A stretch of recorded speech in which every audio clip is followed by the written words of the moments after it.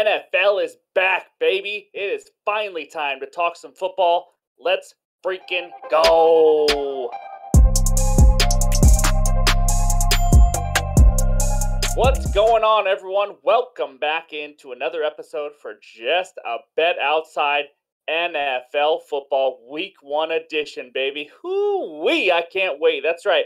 We have waited since February 12th for some meaningful football, and it is here. If you are a sports fan, this is one hell of a week. It is time to tell your spouse that you need Thursday, Sunday, and Monday off. It just is what it is. If you have kids, they have to understand. Just go send them out of the house. It is time to watch some freaking football and to bet it, of course. So it's going to be a lot of fun.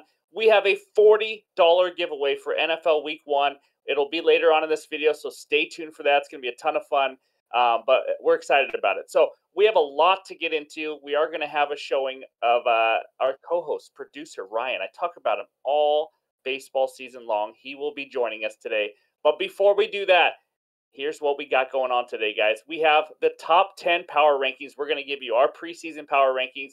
Then we're going to get into some week 1 trends. If you love numbers like I do, I love trends in football, so it should be a lot of fun. Then the best and worst run defenses and the best and worst pass defenses based on 2022, of course, because we have nothing so far this season.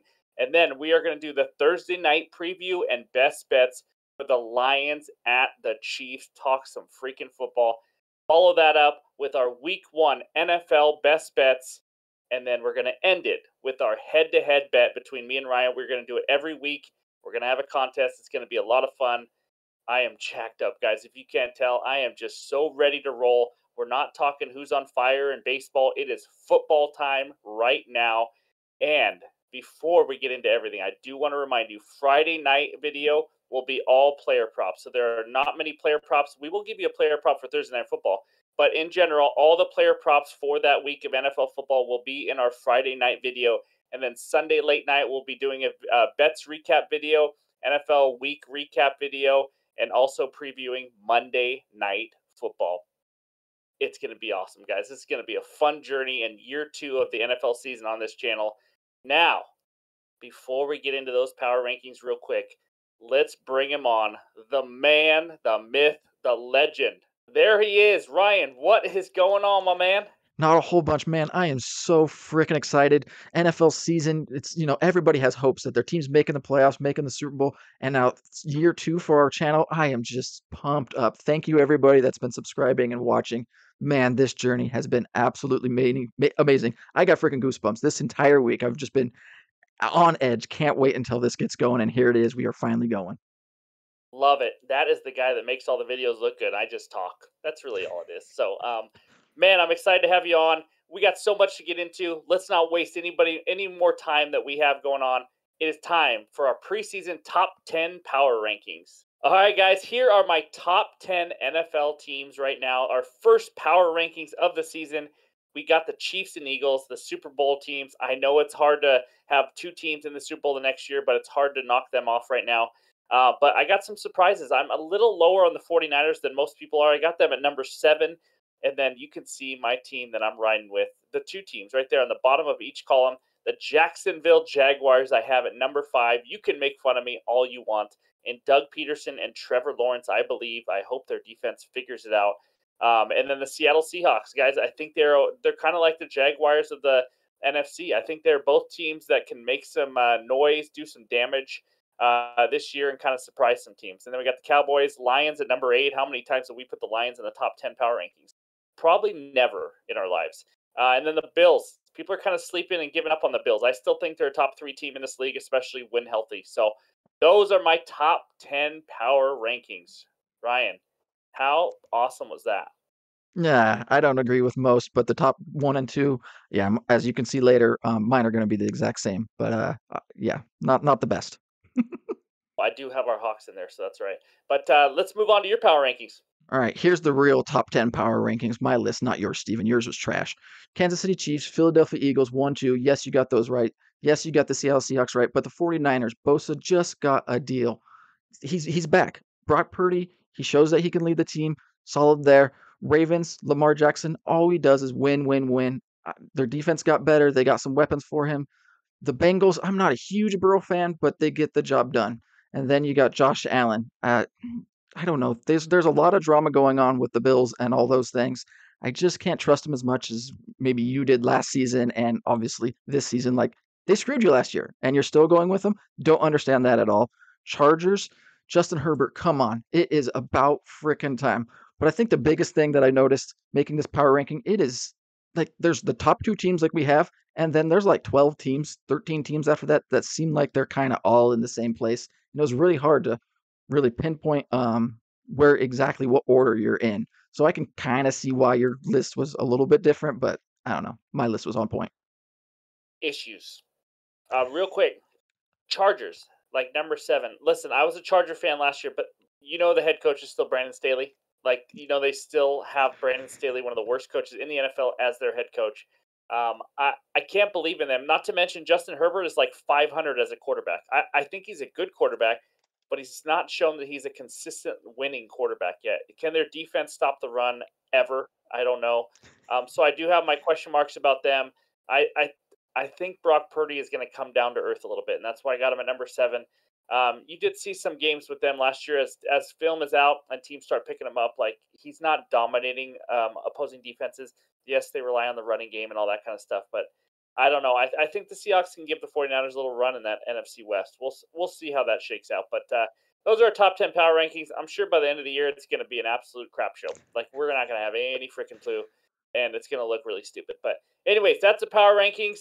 That was fun, and now it's time to dig into some research, and it starts with the Week 1 NFL trends. All right, if you've been listening to me, you know I like numbers and some trends. Trends kind of matter a little bit more in the NFL, but again, this should not be the reason you make a bet. This should just be part of your handicap. So here we go. Thursday Night Football trends to start out. The Lions' last 12 openers going over the total. That's pretty crazy. And then any Chiefs opponent that is getting 3.5 or more points is 26-10 ATS since November 2020. ATS means against the spread, hitting at a 76% clip. The Lions are getting more than 3.5. Next one is wild to me. The divisional home underdogs in week 1 are 21-5 against the spread, and that's since 2009. They're covering by 8 points a game too. So just to help you guys out, the teams that meet that criteria are the Colts, Browns, Giants, and the Jets. 21-5 run against the spread. So that doesn't mean winning it. That means just covering the spread. And then more underdog. We got underdogs of 1 to 5 points are on a 55-31 run against the spread in week 1 right now. That could mean nothing, 1 to 5 points. It's very specific, but I just thought that was crazy. And then how about this one? Non-playoff teams have covered the spread 60% of the time versus playoff teams in week 1. And the teams that meet that, the Lions, the Steelers, the Texans, Colts, Browns, Rams, Patriots, and the Jets.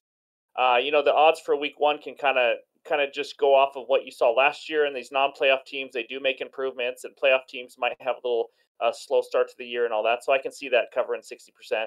And then we finish it. More underdogs. Week 1 underdogs of 6.5 or more points are 47-28 against the spread at 63%. Those two teams that meet that criteria are the Texans and the Arizona Cardinals. Two teams that I'm sure we're all going to love to back this year. That's right. So, all right, if you've been following this channel, you know I love to give out research help. We are not here to just give you 4 or 5 best bets and leave 5 minutes later. That's just not what we created this channel to do.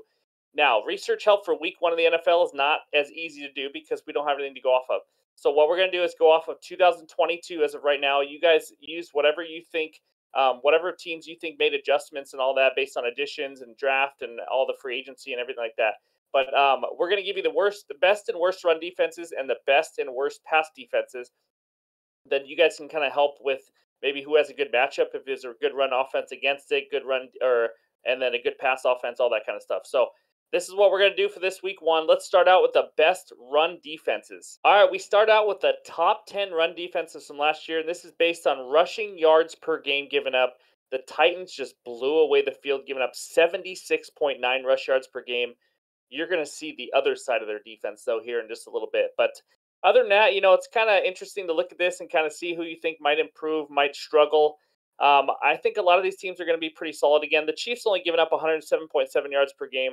It depends on Chris Jones on a lot of their defense, but also a lot of teams are throwing the ball against them because the Chiefs are usually ahead by a million, it feels like. So you got to take that into account a little bit, but they have been pretty good run defense wise. Ravens that's always been their strength. Defense in general has always been their strength. So, and the Bengals and Bills when healthy, I don't see any of that changing. It'll be interesting to see how the Broncos hold up this year with Sean Payton at the helm. But yeah, take a screenshot if it helps you. Those are the top 10 best run defenses. Let's go check out the bottom 10, the worst run defenses based on 2022. I mean, I think we got some teams that are going to improve. Honestly, I do see the Lions improving. I mean, you can't really not improve when you're 29th. The Seahawks added Bobby Wagner again for some leadership. He's obviously not the same as he used to be. Man, I hope we can improve in that regard. But I do think the Bears, they picked up a few players. They changed their defensive scheme. I think they're really focused on it, and I expect some improvement from the Bears' run defense this year.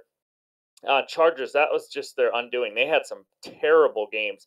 I think it was Chubb that ran all over them last year. And then Packers are usually pretty solid. But what's weird is to see the Saints in the bottom 10 because they're used to having a very good run defense, and Dennis Allen took over, and it's just kind of been a struggle ever since. So, anyways, those are the worst 10 run defenses. Hope that helps you out. And now let's go check out the best pass defenses from 2022. All right, here are the top 10 pass defenses based on 2022 and pass yards given up per game. Number one is the Eagles. There's a reason they were in the Super Bowl. Not only do they have good corners like Darius Slay, Bradbury, but their D-line has just been unbelievable.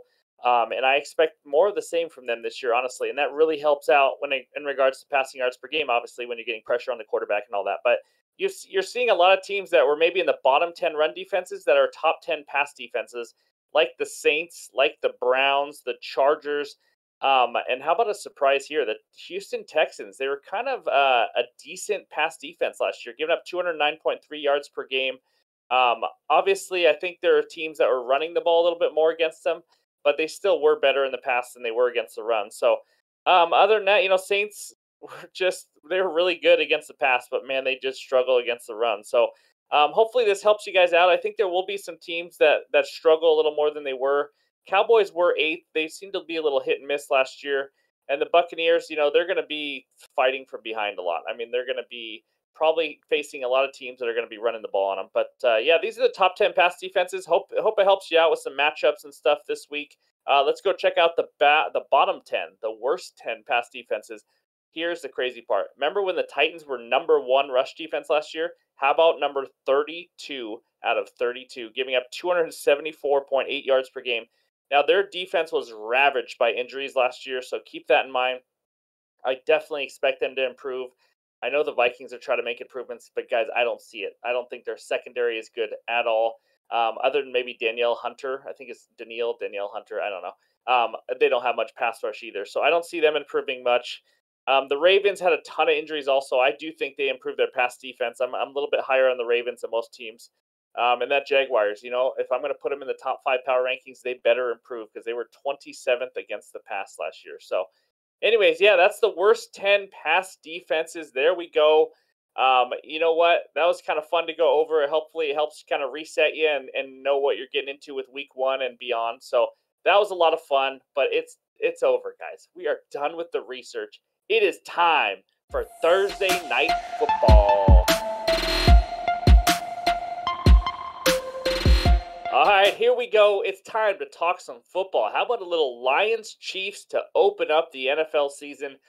This is an interesting matchup. The Lions have ridiculously high expectations for the first time, it seems like, since I was born. I mean, this is just wild. I think they're the divisional favorites for the first time in the 21st century. It's just crazy. And then the Chiefs are trying to defend their Super Bowl title from last year. So it's going to be an interesting start. Let me just give you some injuries. Most of these you guys already know about. Chris Jones, as of right now, he doesn't have a contract. It's not an injury, but he does have a holdout. He is the Chiefs' best defensive player, guys. It's not even close. He disrupts so many plays in the backfield, and he stops the run, everything. And then Travis Kelce, if you drafted him, I'm sorry, but he hyperextended his knee in practice, as most of you already know.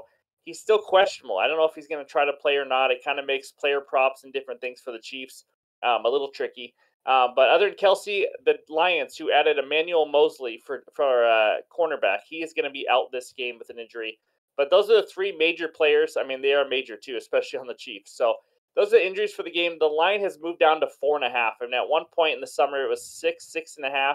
and now we're looking at a 4.5 spread. I think a lot of that is the Chris Jones and now the Travis Kelce injury. You don't usually see tight ends move lines, but Kelce is a special player. So that's what we got. Ryan, anything you're excited to see in this game? Well, I was excited to see Travis Kelce. Then I heard about the injury. I mean, that's just a bummer. He's been so healthy his entire career. Like he missed some games in like his rookie season and like a couple games throughout a few years just because they're resting starters. Other than that, he's been a healthy, tight end, which is very impressive for that position. And Chris Jones, I mean, I want to see how the Chiefs defense can do without him because he is a dominant force on that D line. And then just Patrick Mahomes and just how well he's going to do, you know, off of the ring ceremony, all that, winning Super Bowl and just proving like I'm still the man. It doesn't matter, how things change and go. So that's my excitement for the NFL, and it's football. I mean, come on, you're just excited for that too. I know, and two teams that are supposed to do a lot, so it's gonna be a lot of fun. I know what you came here for. It is the best bets. Ryan, I'm gonna kick it to you. Give us your best bet for Thursday night football. Yeah, I got Isaiah Pacheco going over 51 and a half yards, rushing yards at minus 115 for the odds. He averages 4.9 yards last year for about 830 yards. So he was a dynamite running back for the most part. I mean, I know Patrick Mahomes and all that it's tailored for Patrick Mahomes, but he still gets his yards, and 51 and a half seems pretty low in my eyes. Last year, the last 12 games that he played and ran the football, he went over that 10 out of the 12 times. Feel like that's pretty impressive. And then last year, when the Chiefs played the Buccaneers to start the season, they had two running backs. Uh, Edwards-Helaire had like 90 something yards. Pacheco had 63, all in the first game. So like you think they're going to come out throwing and do that, and what do? They turn around and hand it off and show, no, we can do this too. So 51, yeah, it just seems really low. And the Lions defense, you guys already saw it. It is terrible, and I don't feel like they made a whole bunch of improvements to get that better. So that's my first one. Isaiah Pacheco over 51 and a half yards rushing at minus 115. Steven, what are yours?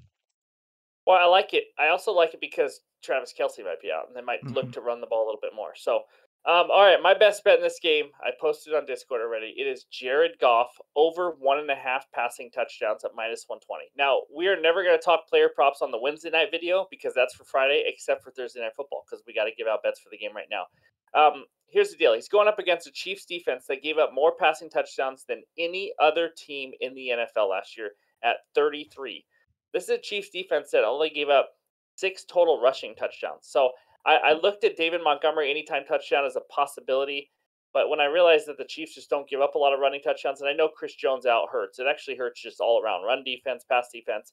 I think the Lions are going to have all day to throw, especially without Chris Jones. The Lions have one of the best, if not the best, offensive line in the NFL. I think Jared Goff is just going to pick this defense apart. He's going to need to keep up too. If he only has one touchdown going to the fourth quarter, they might be down 7 or 10 points. He might get a touchdown at the end of the game too. So I just think the game script and the matchup and everything. I love Jared Goff to go over 1.5 passing touchdowns at minus 120. Throw the ball, Mr. Goff. That's right. As another lean, I kind of like Laporta, the rookie tight end, as an anytime touchdown. I think that's at plus 255. I might throw a half unit on it or something. Not an official best bet, but he's a good tight end from Iowa who produces good tight ends. That's where Hawkinson came from too. So I don't mind that as an anytime touchdown. It's pretty good value. I like the over in the game. If I had to pick, it went down to 52 now, I believe, because Travis Kelce is out. I think a lot of points are going to be scored, so I do like the over in this game, and I probably lean Lions plus the points, but I liked it better at 6.5. We'll see. 4.5, I still lean Lions, but overall, I like the over. But my best bet is Jared Goff over 1.5 passing touchdowns. That's what we got. We are excited for Thursday Night Football, but we got even more, baby. That's right. It is time for the NFL Week 1 Best Bets. All right, here we go. I am jacked to talk some football. Bet number 1 takes us out to Minnesota, home of where Scotch tape was invented, and also is the 12th largest state in the U.S. Very important information. The Vikings here are hosting the Tampa Bay Buccaneers. Vikings -6, Bucs +6, over/under of 45.5 points. You may not like this bet, but my best bet is the Tampa Bay Bucs +6 at -110. Now listen, I'm not a huge believer in the Bucs. I don't think they're a great team, but 6 is just too many points, especially in Week 1. The Vikings last year won what, 12, 13 games? Only 2 of those games did they win by more than one score. They absolutely overachieved last year. Everybody knows it. They got lucky. They won a lot of one-score games. And it's going to come crashing back down to earth. I think they're going to be around 500, maybe a little above 500 this year. Only 5 of the Vikings' last 28 wins have been more than one score. That's crazy. And I know they can win by 7 here and I lose and it's still one score. I get that. But for the most part, 6 points is pretty much a full score. The Bucs have a new offensive coordinator, Dave Canales. He's coming over from Seattle. He was the quarterback coach. All the reports say everyone's really excited about the new system. He brings a lot of energy to this offense. But here's the big thing. There's a huge advantage at wideout with Chris Godwin and Mike Evans, who all he does is give out 1,000-yard seasons to his fantasy owners. So they are going up against a terrible Vikings secondary. And also, Baker Mayfield, not always the best when it comes to getting pressure. They don't have much defensive edge rush or anything like that for Minnesota. Hunter might be the only one, but other than that, guys, they just don't get to the quarterback. I don't like their secondary. They haven't made any adjustments. I think Baker's going to have all the time in the world to find the 2 elite receivers who are much better than that secondary. So other than that, guys, I mean, this Vikings team, like I said, I just don't. You can't have that bad of an offense or bad of a defense and all of a sudden expect to blow people out. You just can't. The other team is always going to be in it just like they were last year. Yes, Kirk Cousins and Justin Jefferson is going to be tough to stop. But first of all, the defensive wise, the Bucs are the better defense. I mean, that's not even a question in this contest. And yes, the offense for Minnesota is better, but it's not. 6 points is just way too many, guys. As you saw, I mean, they barely ever won games by more than one score. So give me the Bucs, underrated Bucs in this week 1. I don't think they're that good. I'm not a huge Baker fan, but +6 is too many. So that's my first best bet, Bucs +6. Let's move on to game number 2. All right, bet number 2 is a little different. It is a 6-point teaser. If you followed me last year during NFL season, you know I like to do teasers. For those of you who don't know what that is, this is a 6-point teaser, which means you're taking 2 teams and parlaying them together and adding 6 points in your favor. And you're going to see what I'm talking about. So, and there's different parts as to when you should do it, when you shouldn't. Going through key numbers like 3, 4, 6, 7, those are all very important. So here we go. My teaser parlay at -120 is the Browns +8.5 and the Steelers +8.5. So both of those lines are at 2.5 right now. I'm taking it through the field goal, through 4, through 6, through 7. I'm getting 8.5 now with both of them. Put them together, you get -120. Now there are some books out there that have changed 6-point teasers and they're making them higher odds than -120. I don't recommend that. I recommend -120 for a 6-point teaser. You can go up to 7-point. I don't recommend that either. So here we go. Let's start out with the Browns, going from 2.5 to +8.5. They are playing the Bengals. They are 4-1 against the Bengals in the last 5. I mean, they are their freaking daddy. Burrow's not 100% right now. He wasn't 100% going into last season, and we saw how that turned out. They lost to the Steelers in Week 1. He threw 4 interceptions. He didn't do anything in the preseason. He's just not 100% right now. Burrow has thrown 5 interceptions in the last 5 games versus this Browns team. I don't know, for whatever reason it is, the Browns own the Bengals right now. So I think they have a chance to win outright at home, to be honest with you. The divisional dogs, we already talked about it. They're 21-5 in the last week 1 against the spread in the last 26. So that goes right hand in hand with the Browns, a home divisional dog. And all we need them to do is stay within 8. I mean, that stat 21-5 against the spread, that's if they just stay within 2.5. I think the Browns have a chance to win this game, so I will gladly take the 8.5. The next one, the Pittsburgh Steelers +8.5 at home against the San Francisco 49ers.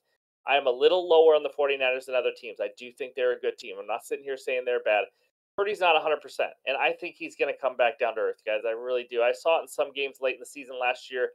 He's not an elite talent. He relies on a good O-line, good running game. He needs everything to work around him. His first challenge after being hurt for most of the offseason is going to be in Pittsburgh against this defense. Let me just tell you something about Pittsburgh. They were 8-2 last year when TJ Watt was on the field. He is an unbelievable difference maker on that defense. They are going to be fired up in their home opener. George Kittle is questionable to play this game, which would be absolutely huge also. Bosa has not got paid yet, or maybe he has as of recording. I heard some reports that he may have. But if he plays, he hasn't been playing all of preseason and all that, so he probably won't play the full game either.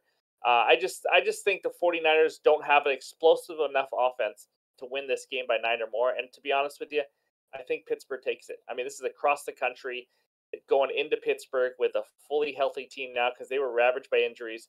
I like the wideouts for Pittsburgh. I think Kenny Pickett possibly could improve. We will see, but I do like his young wideouts. They're pretty dynamic. So give me the Steelers plus 8.5. Pair it with the Browns plus 8.5 for minus 120 as my second best bet. Let's move on to bet number 3. All right, the next game takes us out to New Orleans, where they have the longest continuous bridge in the world. That's right, it goes over the water at almost 24 miles long. Holy crap, that's long. Here we go. They host the Tennessee Titans. Spread New Orleans -3. It was 3.5. Moved down. Over under of 41 points. Guys, I almost went with the money line here. I love the Titans +3 at -110. I think the Titans win this game outright. If you want to get a little more aggressive, I think it was +140, right in that range for the Titans money line. But I'll take the +3.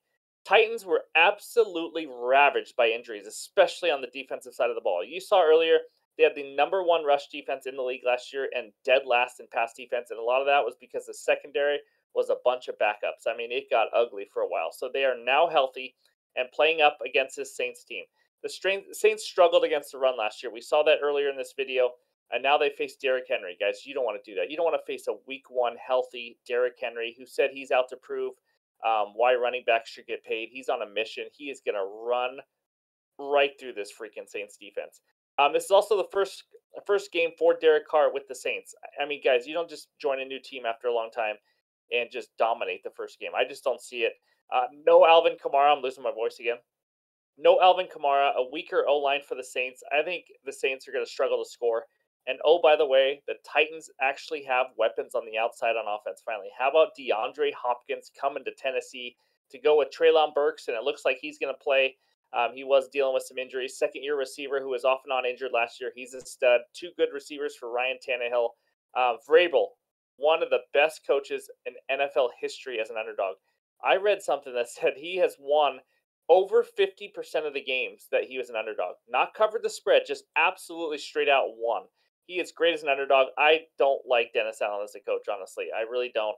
I think the Titans win this game, but I'll gladly take the +3 as my final best bet. Now, reminder before we get to Ryan's, we do have a head-to-head bet where we are going to have a $40 giveaway, so stay tuned for that. But let's kick it to Ryan with his best bets for week 1.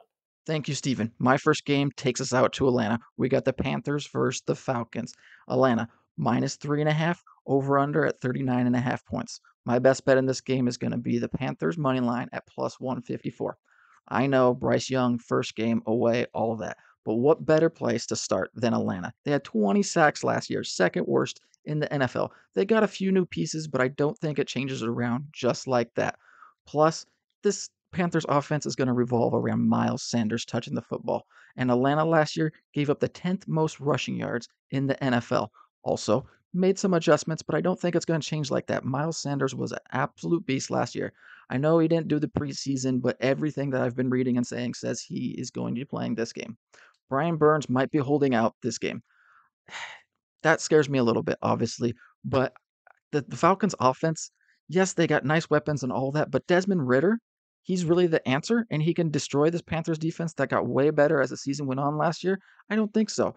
I mean, they were saying how great he is and all that, but he couldn't even win the job over Marcus Mariota last year, and they didn't. When they did finally play him, they didn't show me anything special. They have no depth at wide receiver. J.C. Horn's going to absolute lock down Drake London. So my first best bet in this game is the Panthers money line +154, and let's go to my second bet. We got the Jacksonville Jaguars going to Indy to play the Colts. Jacksonville Jaguars -5, over under 45 points. Now, my best bet in this game is the Jacksonville Jaguars -5 at -112. These two teams are going in the absolute different directions. I mean, the Jaguars are looking to make a deep playoff push, make the AFC Championship game, maybe get to the Super Bowl. The Colts are hoping they found their starting quarterback and future star in this league in Anthony Richardson. Other than that, they're trying to get better, gain confidence, be good. Yes, every team in the NFL at the very beginning of the season has hopes of making playoffs and do those things, but let's be realistic with the Colts. Like I just said, they're hopefully finding if their quarterback is a star and get better as the season goes on. Now, the Jacksonville Jaguars, Trevor Lawrence may be an MVP with all of these weapons. Christian Kirk, Calvin Ridley, Evan Ingram, Travis Etienne, and they're playing against a Colts defense that gave up 68 completion percentage against the pass last year, second worst in the NFL. Not a good starting spot for the Colts. I mean, plus they didn't sign any defensive backs to try and fix that issue at all. Like, what are you doing? You gave up that many targets, like not targets, but a completion percentage. You got to sign somebody or make some splash moves to get sacks and stuff and get the quarterback, pressured and things like that. They didn't do anything. Now, Doug Peterson, year 2 with the Jacksonville Jaguars, they ended on such a high note. That's where the things really start clicking. He's a great coach for quarterbacks and all that, and Trevor Lawrence could just absolutely dominate. And also with the Colts, you have the Jonathan Taylor stuff going on. He's starting out on the PUP list, I believe. Then what? Is he going to get traded? Who knows? So my second and final bet for this week is going to be the Jacksonville Jaguars -5 at -112. Now let's go check out Steven and mine's head-to-head matchup. Here we go. It is time for the $40 giveaway and the head-to-head betting contest between me and Ryan. We are going to do this every single week. Well, at least the head-to-head betting contest. The $40 giveaway, we'll have it throughout the year, but not every single week. So here we go. Here's how you can win $40. We are going to have a game that we are on opposite sides for. You have to leave a comment below and say if you are Team Steven, and that's with a PH, by the way, because I know most of you are going to be putting Team Steven, or Team Ryan in your bet. So if you pick the right side and that person wins, you will be a part of that group and you'll be randomly drawn to see who wins. So if there's like 20 guys that pick Team Steven and I win the bet, then one of those 20 will win the $40. So all you have to do, Team Steven or Team Ryan, in the comments below, a huge $40 giveaway. This is going to be a lot of fun. We're going to do this kind of stuff all week. We'll see what happens when I'm 17-0 at the end of this year. It's going to be a lot of fun. But here we go. The head-to-head matchup is the Patriots hosting the Eagles. I am on the Patriots +4, and Ryan is taking the Eagles -4. Here we go. There is a chance this ties, which would really suck, but we're going to do the +4, -4. Here we go. I'm going to take the stand. I'm going to prove my point why I think the Patriots +4, they cover, and then Ryan can step in, which he's going to be kind of speechless after I talk. Here we go. This line is super fishy. That's point one. I mean, why are the Eagles not favored by more? The Patriots were awful last year. The Eagles were in the Super Bowl. This line is really fishy, which makes me like the Patriots even more. Bill O'Brien is now the offensive coordinator for the Patriots. He is going to make this offense much better, guys. They are finally going to unleash Mac Jones a little bit. Not that I think he's a great quarterback, but all the reports are saying their offense is running a lot smoother. And there's two trends in my favor, too, if you like that kind of thing. That non-playoff team is one that I talked about earlier on, and then the dogs of 1 to 5 points. So that's part of it. But the Eagles lost both coordinators. Offensive and defensive coordinators. Ryan in his head right now is saying, man, you are winning this argument. Guys, seriously, like, you can't just recover from losing a Super Bowl, losing both coordinators, and then go on the road to another team like New England and Belichick and just all of a sudden dominate. It's just not how that works, by the way. Belichick has had all offseason to game plan for this Eagles and this Jalen Hurts unique offense where he uses his legs a lot and all that. And we all know the Super Bowl hangover is real. It is. We've already talked about it. The public loves the Eagles, which is even better. I love that. So give me the Patriots +4. Ryan, give me your reasoning. First off, you had two decent reasons. The coordinators, that was one, and the Super Bowl one. Other than that, Mac Jones getting unleashed, that's my biggest thing on why they will not cover this at all. Like, the D-line for the Eagles, the defense that you already talked about and said how amazing they are, and Mac Jones is nothing special. What, he's going to get maybe throw for 200 yards? He has no weapons. He's not very talented, and the Eagles defense is just dynamite. And then you touched upon it. My point again, Jalen Hurts, an absolute stud. He can throw the ball. He has weapons on the outside. He can run. He can do all that. I'm curious to see what the Eagles do with their running backs. They got 4 different ones they can kind of go to. Penny, all those guys. I mean, you're so far off here. It's the Eagles -4 all day. Plus, the Eagles and Jalen Hurts are out to prove that Super Bowl curse is wrong, and they're just going to smash these Patriots. I'm not going to stand up here and beat my chest and all that stuff. I'll do that once we win, Team Ryan. Yeah, make sure to leave that comment. But yeah, come on, bring it. What do you got? That's brutal. That's brutal. It just doesn't happen. It's week 1. I don't know how to explain it. The Bengals were in the Super Bowl the year before, and they started out the next year, 1-3? There's a reason for it, guys. It happens. Starting on the road. Are the Eagles a better team? Absolutely. But week 1, I love this where they are right now, and the Patriots healthy. I expect some good things out of this Patriots defense. So Give me the Patriots +4. Leave that comment below. Team Steven or Team Ryan. That's the only way you have a chance to win $40 in week 1. So that's the head-to-head. Those are our bets. Research help. That is our NFL video reminder. We have one on Friday for player props. But let's check out the bets recap page. All right, there it is. The week 1 best bets recap. Let's start with mine. Thursday Night Football. I got Jared Goff over at 1.5 passing touchdowns at -120. And then I got the Buccaneers and Baker Mayfield +6. Dear Lord, help me at -110. Then the 6-point teaser parlay, we got the Browns +8.5 and the Steelers +8.5 at -120 on DraftKings. And then the Tennessee Titans +3. I think they win outright in New Orleans in week 1. Then we got Ryan's bets for Thursday Night Football. He's got Pacheco over 51.5 rush yards at -115. Then he thinks Bryce Young and the Panthers are winning outright on the road at +154, the big underdog of the week. And then the Jaguars -5 at -112 on DraftKings. And then as you can see, below is that head-to-head bet. You got to put Team Ryan or Team Steven, and then someone from the winning team will have a chance to win $40. That's right. Man, that was a lot of fun talking some football, a little change of pace from baseball. Ryan, you got any last words before we head into week 1 of the NFL season? Just want to say thank you to everybody with the subscribes, the views, the likes, all of those. Also, reminder, leave a comment. Team Ryan to smash the Patriots. Go Eagles. Man, excited. Let's go. They fly, Eagles fly, but that's not the case. Anyways, thanks a lot, guys, for watching. I really appreciate it. I know it was a longer video, but we wanted to get you guys all the help and just talk a lot of football because this was a lot of fun having Ryan back and everything. So thank you guys for the support. Hope you guys enjoy week 1. We'll talk to you later.